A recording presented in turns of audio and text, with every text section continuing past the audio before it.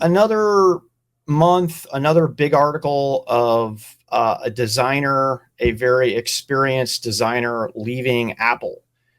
This isn't the first one. In fact, I can go all the way back to Gerard Williams leaving Apple 3 years ago.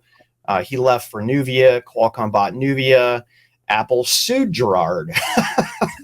So it's pretty ugly. And, I worked in and around the chip industry for over 30 years.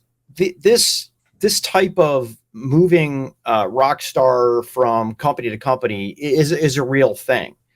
But when it becomes a trend, so you have Gerard leaving, you have in this case Mike Filippo, who I actually knew when I worked at AMD, and he went to ARM and he went to Apple. He worked at Intel.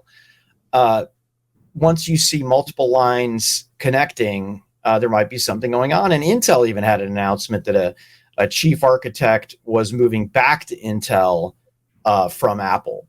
There is no doubt that the M1, M1 Pro, and M1 Max is an impressive chip in terms of performance per watt. But I'm wondering, what is it about the culture that is driving people away, or is this just getting money whipped? Money whipping engineers or something like this, or does Apple have a toxic culture in semiconductors? Yeah, it's an interesting question, Pat, because you got kind of two forces at play. You've got new opportunities, right? People that have the chance to maybe step out and become a big player elsewhere, maybe get more visibility. More and more of these big tech players are all going to start their own silicon design, and they're going to be expanding and offering.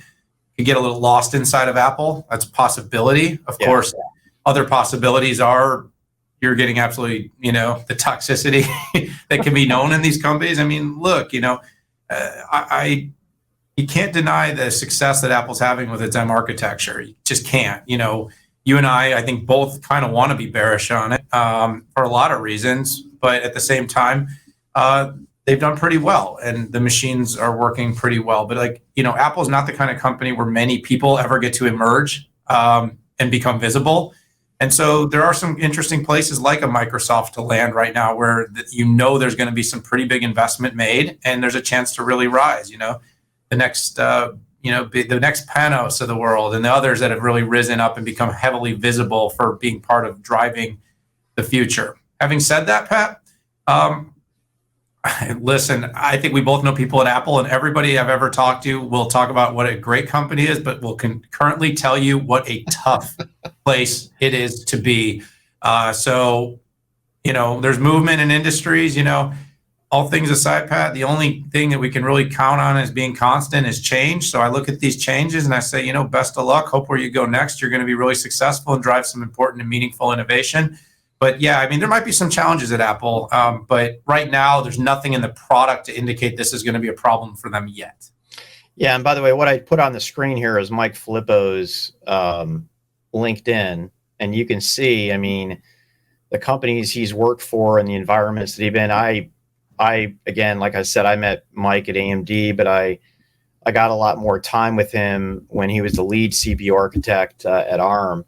By the way, Ian makes another good comment, is they're looking for their next challenge, right? In a way, that was kind of Gerard's thing when he left. So the architecture for the M1, the M1 Pro, and the M1 Mac was done. And I won't speak for him, but potentially that was his time to exit the company. When I pull these people aside, though, they tell me about a culture that's hard to get their heads around and feel comfortable with. But undoubtedly a successful machine. I've never seen a machine that's had so much success without having a giant mistake. I guess when you're a $3 trillion company, you can do that. You can have multiple competing teams, by the way, like Intel used to have, right?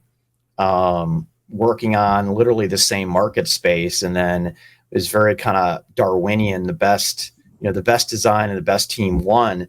there was a major, coup years ago at Intel when the team in Israel had the core architecture and the team in Santa Clara had what was called the NetBurst architecture. And core architecture won, NetBurst got discontinued, and a lot of those folks ended up leaving the company.